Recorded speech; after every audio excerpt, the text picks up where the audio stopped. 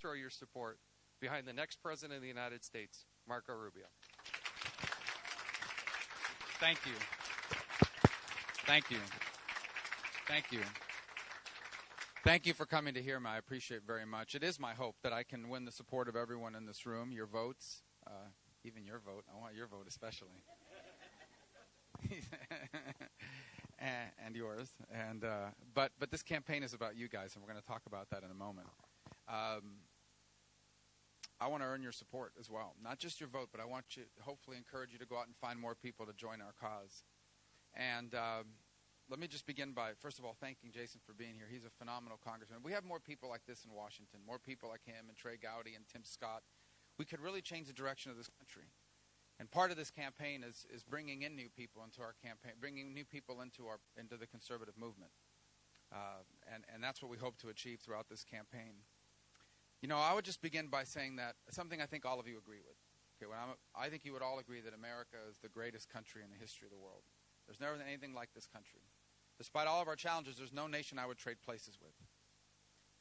We've got some problems, but there's never been anything like this country. Why was America great? Well, I think it begins at the very beginning with our founding. America was founded on this very powerful principle, which happens to be true, that our rights don't come from government. They don't come from our leaders. They don't even come from our laws. Our rights don't come from the Constitution. Our rights come from God, from our Creator. That's us.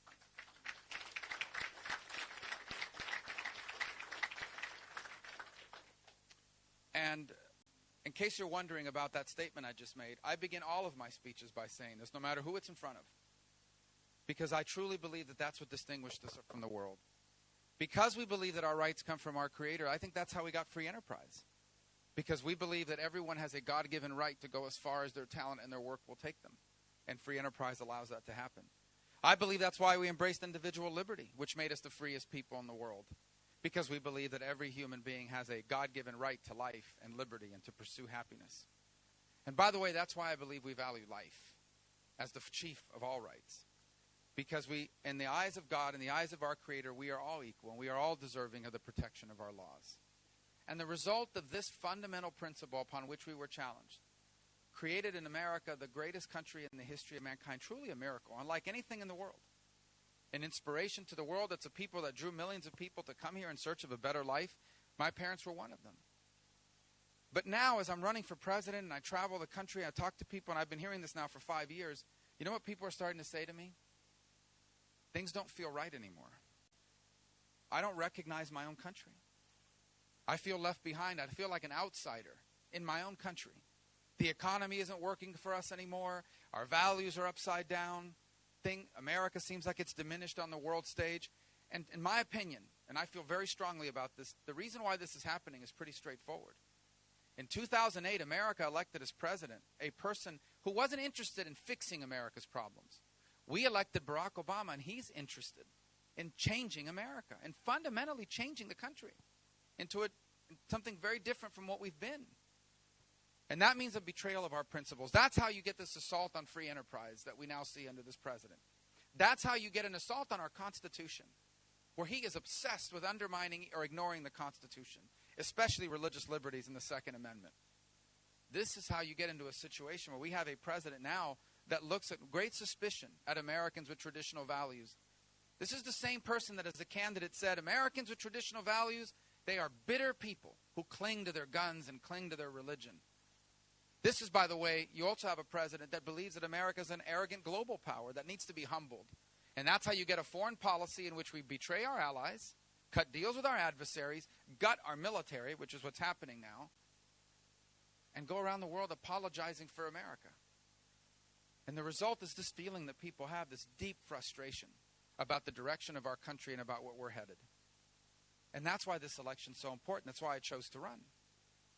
We need a president that will do something about this, that understands our feelings. And I understand what's going on in this country because many of the things that led our people to be frustrated, I have lived in my own life. But we also need a president that knows what to do about it, and I will. It'll begin on my first day. I'm going to take the oath of office, put my left hand on the Bible and my right hand in the air, and I'm going to swear to protect, defend, and uphold the Constitution of the United States. And unlike the current president, I'll actually mean it. Which means my attorney general is not someone I'm going to be conspiring with to undermine the Constitution. My Attorney General is going to be someone that defends the Constitution and the constitutional rights of every American. The judges I appoint are not going to be people that are looking to creatively manipulate the Constitution or create loopholes or get around it. The people I appoint to the bench are going to be people that are going to apply the Constitution as originally intended. And then I'm going to get to the Oval Office on my first day in office, and I will start repealing unconstitutional executive orders. And we're going to deal with all the radical EPA policies, but let me tell you one of the things we're going to do on my first day in office. We are going to bring to an end this policy that we have now, where the federal government, with your taxpayer dollars, is funding abortions overseas. That comes to an end.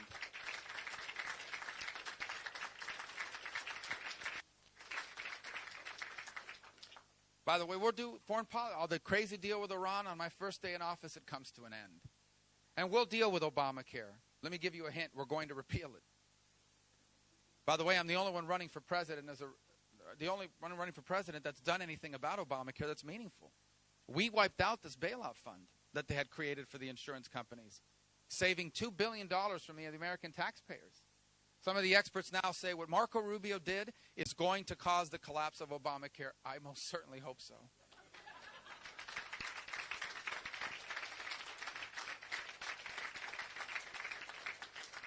But whether it does or it doesn't, when I'm president, we're repealing it. We're putting you in charge of your health insurance decisions.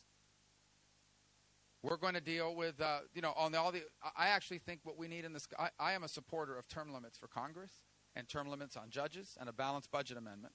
I don't think that will ever pass in Congress.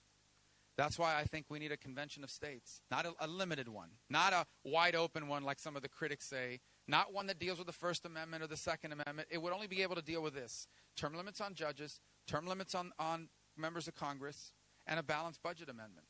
So we can get control of the federal government that's out of control. As president, I'll support that. And I'll keep this country safe. The immigration issue, which I know better than anyone running because my father was an immigrant and my mother was an immigrant and my grandparents were immigrants and my wife's entire family are immigrants and my neighborhood is all immigrants and I grew up in a community of immigrants. So I know this issue, not because I watched the PBS special on Frontline, but because I lived it. And let me tell you guys something, that issue has changed. It's not the same issue anymore. There used to be an issue where it was about, well, it's here illegally, but they're good people looking for a job. That's still happening.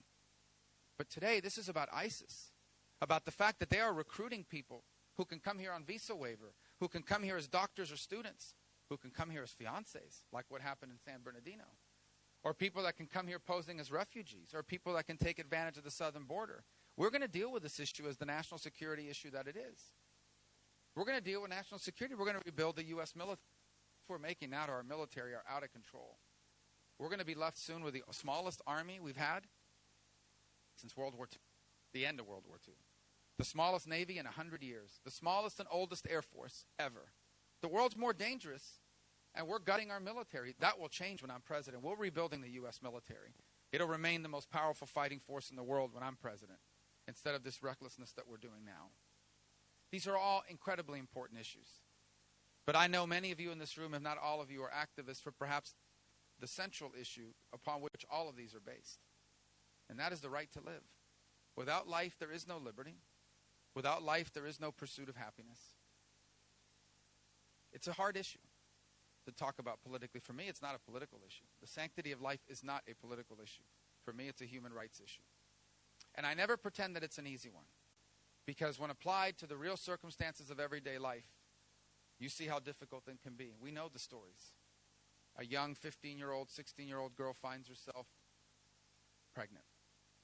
And the father of her children is never going to be around. And she has her whole life ahead of her, and she's scared and she's worried. That's a tough story. I understand how difficult that is. And we have all an obligation to do what we can to help people facing these struggles. And I understand the argument that people have a right to choose what to do with their body. I agree that such a right does exist. The problem is that on the issue of life, the right to choose what to do with your body is in conflict with the right of an unborn child to live. Two competing rights, two valid rights are in competition with one another. And we have to choose which one takes precedent. And I've chosen life. Not because I'm judgmental or want to tell anybody else what to do, but because I believe it is a fundamental right of every single person to live.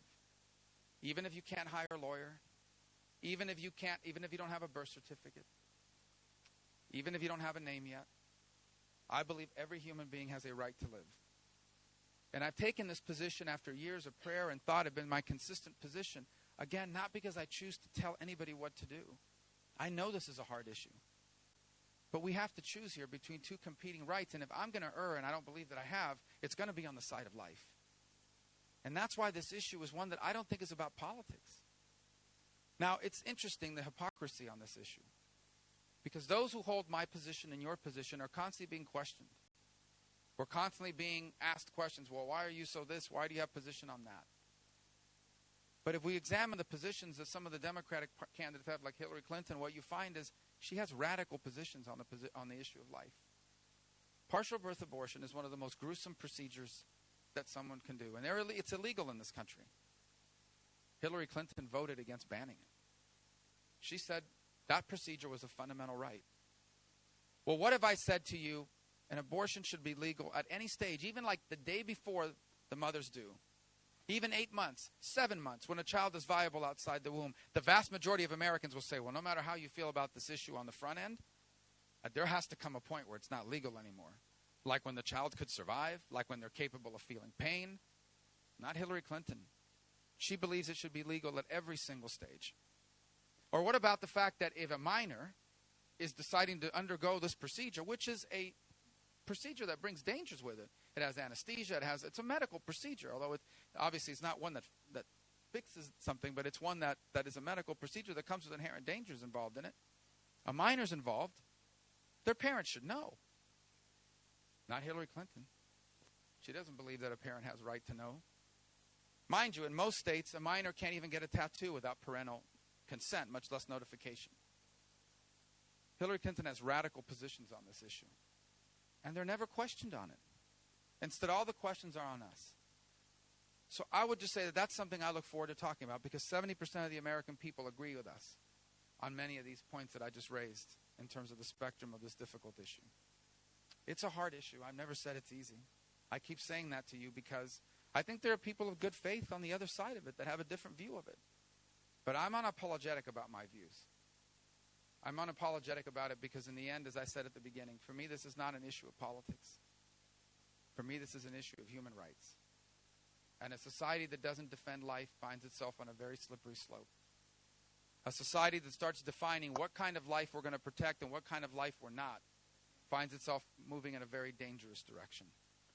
And so I want to thank you, all of you, for a moment here, for everything you do in advocating life, being advocates for life, in a culture, in a political culture, where it's become increasingly difficult without taking incredible criticism for holding this position.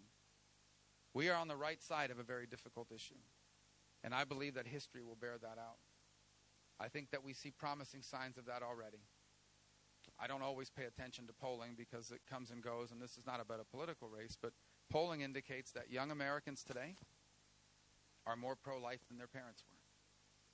That's promising.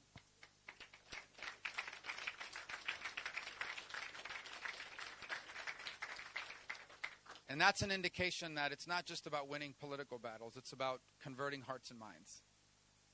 And I hope that we'll continue to be out there converting hearts and minds and sharing our position of why we stand on these issues. That's a positive trend and one that we should celebrate, but would never have been possible had people like so many of you not continued in this cause. So I want to thank all of you for coming here today and allowing me to share with you for a few minutes. I think we have time to answer any questions you might have. But I am grateful for you being here today to hear me out, and I hope that I can earn the support of every single one of you, because our next president needs to be someone that knows what this nation needs to undo the damage that's been done to it by the current president. I know what we need to do, and as president, I will do it. And if we do what needs to be done, I honestly and truly believe our children will be the freest and prosperous Americans that have ever lived, and that the 21st century will be a new American century. So thank you, and I look forward to answering your questions.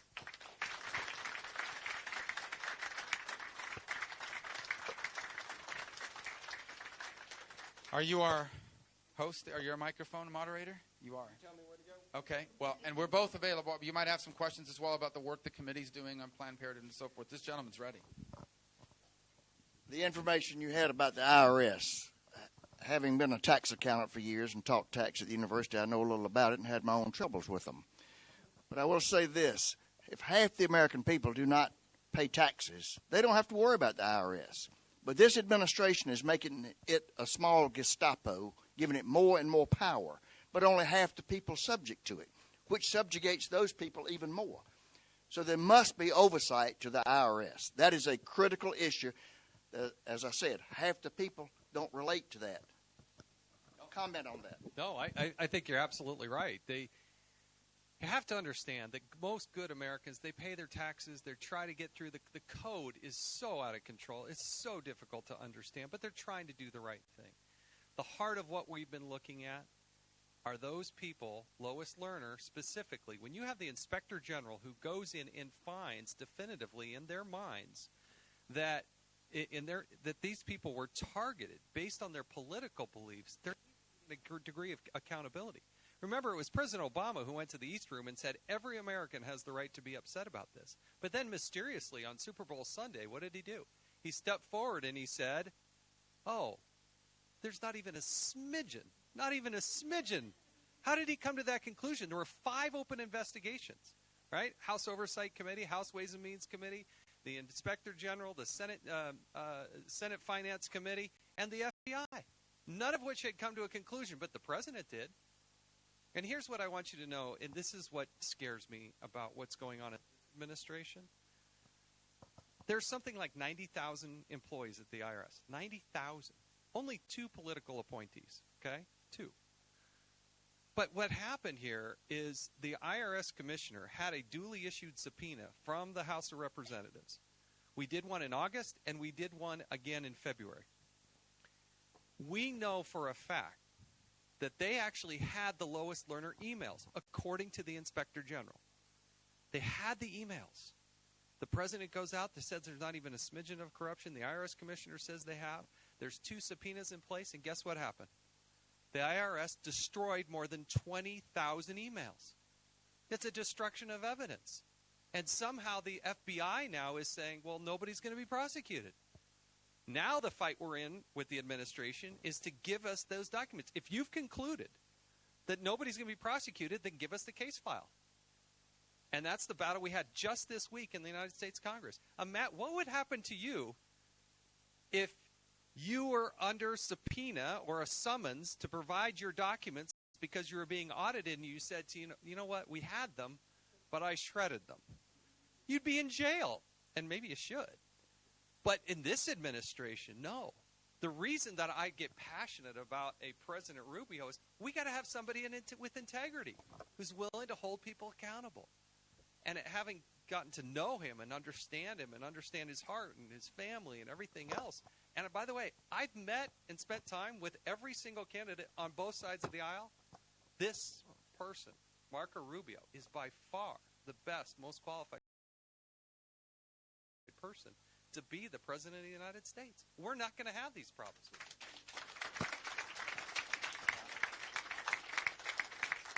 And I would just add as a note of caution, your presence here today has just significantly increased your chances of being audited. I'm just telling you. Just that's kind of a joke, guys. Kind of a joke. Don't worry. Yeah. Yes, this gentleman right there. I can hear you. I just want to make sure you have the mic in case anybody else wants to know what the question was. South Carolina is a major place for manufacturing companies like Boeing, BMW. Yeah. And my question to you is, when it comes to renewable energy being a major issue, how does that pertain to like national security, especially for us, jobs? What is your take on that with renewable energy from a conservative? I think we should lead the world in renewables. I want us to be a world leader in wind and solar and biofuels and renewables and energy efficiency. My only argument is we're also going to be a world leader in oil and natural gas. I mean, we're going to lead the world in everything. And we want to have the most diverse energy portfolio possible. The tax reductions and the tax simplifications and the tax reforms that I propose are going to even the playing field. So every energy sector company is going to be treated equally. There's not going to be an advantage for oil over gas or gas over biofuels. Everyone's going to have the same tax rate, 25% flat. Everyone's going to have the same ability to immediately expense every dollar they invest into their business. And then we're going to allow the American innovator to go out there and create and explore all of these energy resources. And I think we could have and I want us to have a diverse energy. The more diverse your portfolio, the more stable it is. Why? Because if there's a downturn in one of them, you're not overly reliant on it. So I want us to use all of it. Clean coal, nuclear, hydro, wind, solar, biofuels, renewables, natural gas. Let's use it all responsibly and safely. And I think America can lead the world in all of this. We can have the most diverse domestic energy portfolio of any nation on this planet. And by the way, if we can lower the cost of utilities in America, number one, it will help working families that are struggling with the cost of living. But number two, it'll lead to a manufacturing renaissance. Because energy is the number one overhead cost of most manufacturers. Basically, their electric bill every month or their utility bill every month is their biggest overhead cost. If we are substantially cheaper powering our manufacturing plants than our competitors around the world, that more than makes up for any sort of labor cost difference. And suddenly, America becomes cost-effective again as a place to manufacture. And then we can be an economy that makes things again. I want to still be an economy that invents things, and I still want to be an economy that provides services. But we have to be a well-rounded and stable economy. We have to be an economy that makes things. And the last thing we need to do to make sure all that happens, we have to start training people to work with their hands again. We need more vocational training. We have to stop telling young Americans that vocational school are for the kids that aren't smart enough to go to college, because that's a lie. Vocational school is for someone who wants to make $50,000 a year at 18 years of age because they graduated high school as a welder, as a plumber, as a pipe fitter, as a machinist, as an airplane mechanic, as a car technician. When I'm president, not only will I lift up these jobs, in what I say, but we're going to open up federal financial aid to high school students. They won't have to wait till they graduate high school to go to trade school. They can go to high school in the morning and trade school in the afternoon. And when they graduate, they're going to get a diploma and an industry certification, and they can go work right away and make real money and not languish or drop out of high school and get lost.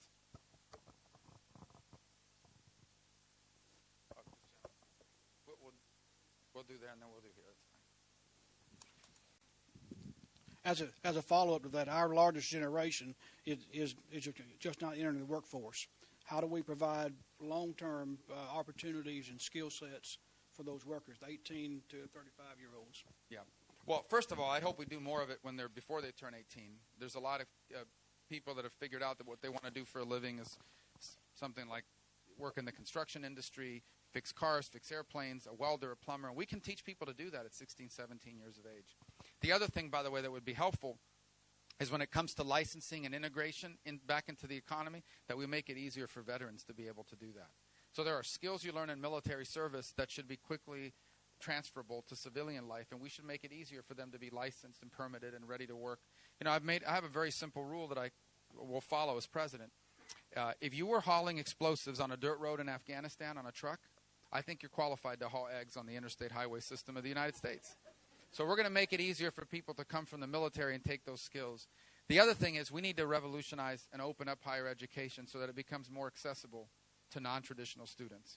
So someone who's 30 years old, is raising children, has to work full-time and is raising a family, cannot drop everything to go to a traditional school for 2 to 4 years and sit in a classroom. And that's where I think we have to open up to alternative methods like competency-based learning, alternative accrediting models that allow us to accredit and award degrees through a system that gives you your degree based on what you know, not how you learned it. Who cares where you learned it from? If you know it, you should get credit for it.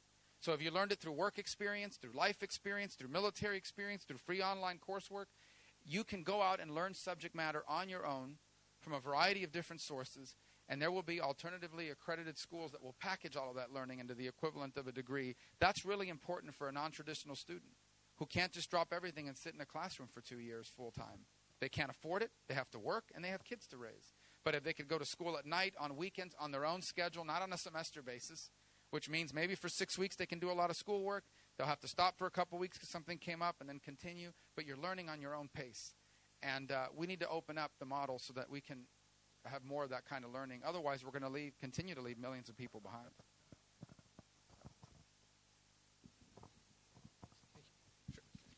Just back to the pro-life issue, Senator. Obviously, thousands of unborn children are going to die tomorrow and the day after that.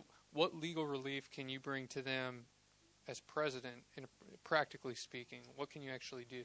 Well, a couple points. Number one, I don't believe organizations like Planned Parenthood should be receiving federal funding. I would take their money and I would use it to give it to federally qualified health centers that provide women's health care without these sorts of horrifying things they've been caught doing. And And so that's the first. The second is the fact of the matter is that as long as Roe versus Wade is the Supreme Court ruling and the precedent that's active, there are certain types of abortions you cannot legally prevent because they'll say it's unconstitutional. However, that is not an absolute. Even that case itself is not absolute. That's why I am such a strong supporter of the 20-week abortion ban, and why, as president, I would want to see us pass that. And I know that that effort is working its way through Congress right now. But even if it were to pass, this president's going to veto it. And so I think that's something that that would save lives. Ultimately, my hope is that one day this will be an issue where there will be a national consensus that says, you know what, that we shouldn't be ending human life. We should be protecting human life at every stage. But I think we have an obligation every time there's an opportunity to save lives to be able to do it. And I think the most immediate opportunity we have now is a ban on abortions after 20 weeks. In many cases, the period of viability has been substantially lowered now. The viability outside the womb, every year that goes by, we see advances that make life more and more viable earlier and earlier. And so I think we have to have a law that recognizes and protects those rights. That is an issue that you have a strong consensus in this country behind. If you look at the polling, it's a 65 to 70% issue. Women, men, every demographic group, even both political parties. And so that's something I hope we can move on. And build a consensus around and get done. And that's something that as president I'll be a strong supporter of. And the second it hits my desk, I will sign it and it will become law.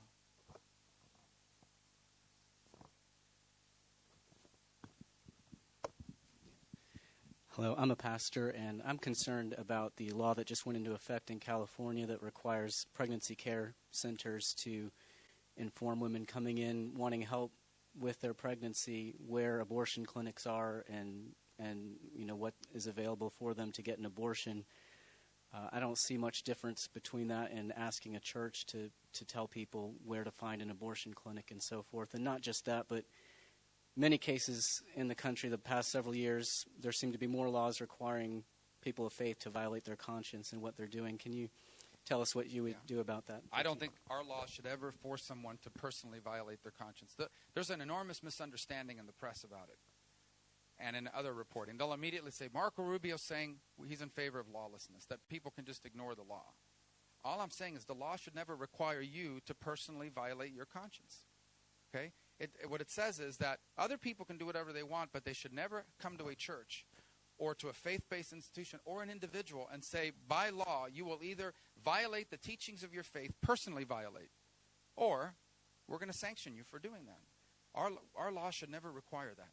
I believe that's unconstitutional, and so that's something that we're going to strongly protect when I'm president. We're going to have an attorney general that protects people's rights. I don't think there's a new law we need to pass. I mean, if there's a new law that's out there, I'll be supportive of it. But I think that's already protected under the existing Constitution.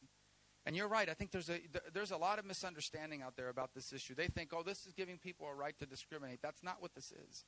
This is a right to not be personally compelled to violate the law. So, for example, a Christian minister or a faith-based organization should never be forced by law to have to perform a same-sex marriage. They should never be forced to have to do something that violates the teachings of their faith under penalty of law.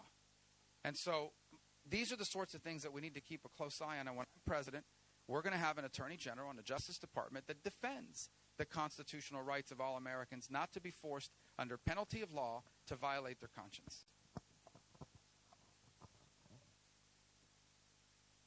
Way in the back. Not way in the back, like 4 rows back. Yes, hello, Senator.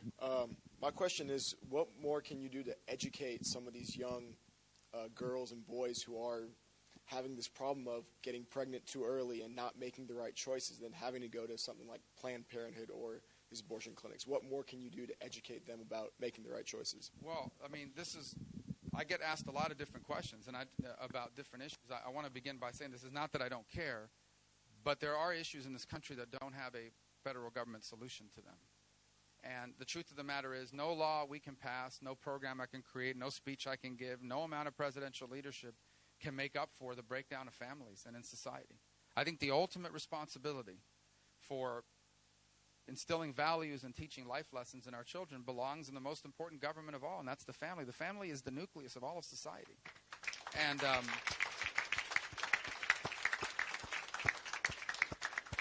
so what can I do? I can ensure that we don't have any laws or programs that undermine the family. that we don't have marriage penalties in our tax code, that we don't have marriage penalties in our safety net programs. I can ensure to the extent possible there's something I can do to strengthen family life. That's why I would pursue it. That's why I'm in favor of increasing the per-child tax credit, because it's pro-work. You can't receive it if you're not working, but it helps hardworking families keep more of their own money to raise their children. I'm not saying that that's going to solve the issue you talked about, but it strengthens family life. But ultimately, the responsibility for raising people with strong values is on us as parents, as a community. That's why religious liberty is so important.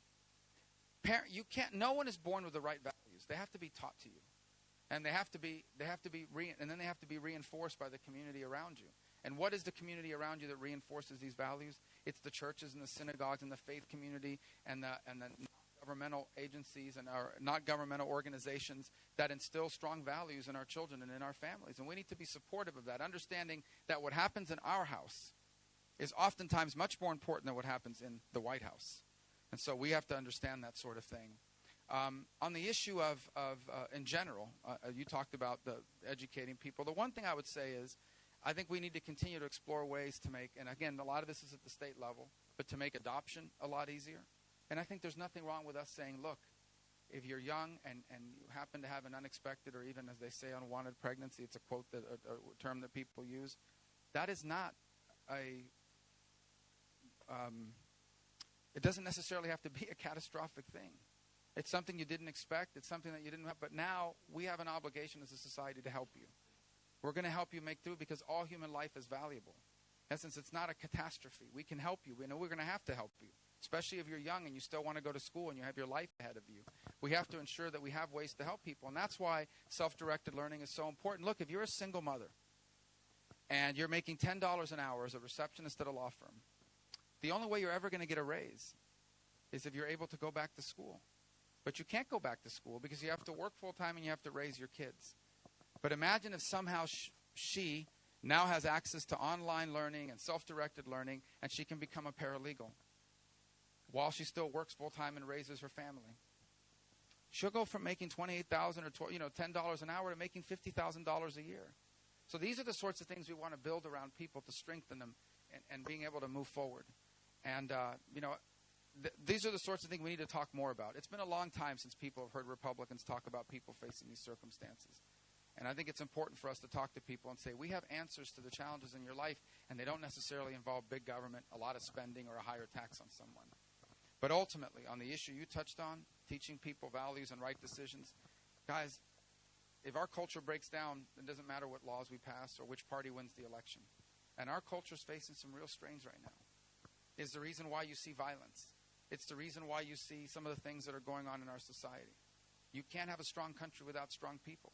You can't have strong people without strong values, and you can't have strong values without strong families. And so we must ensure that government isn't doing anything to weaken families.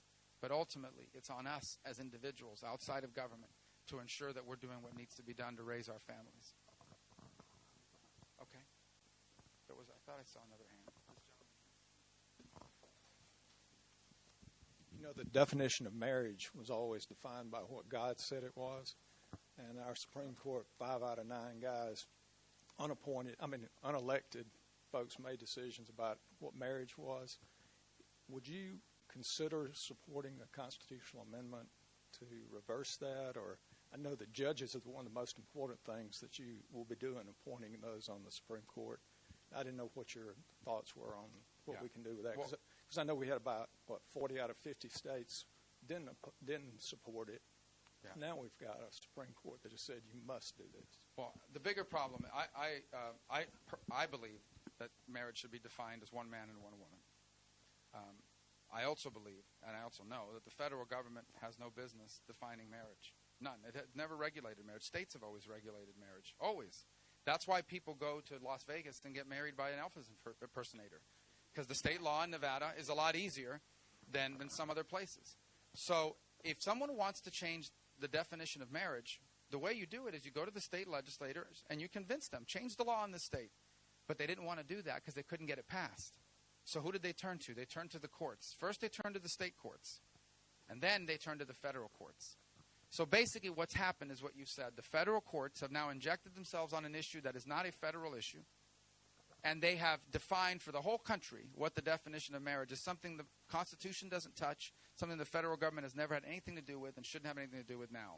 And as a result, in the state of Florida, where 60% of our voters in the Constitution of the state just a few years ago defined marriage as one man and one woman, the will of the people has been thrown out the window by a Supreme Court ruling. So that ruling is wrong.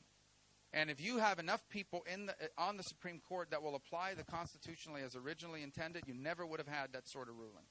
When I'm President of the United States, I am not putting people on the Supreme Court that think the Constitution is a living and breathing document that they can play with to reach what outcome they want. I'm going to appoint people that, no matter what their personal opinion might be, are going to apply the constitutionally as it was originally intended. Because if you want to change the Constitution, there's a way to do that. It's a constitutional amendment process. The courts is not the way to change our Constitution. And today what we have on the Supreme Court is, on occasion, 5 justices who view themselves as clever lawyers that come up with very creative interpretations of the Constitution to reach the policy outcomes they want to reach. They are not lawmakers. They are not legislators. They are supposed to be applying the Constitution, not manipulating it or trying to create loopholes in it. And when I'm president, I will not appoint people that have that view, and I think we're going to get much better rulings as a result.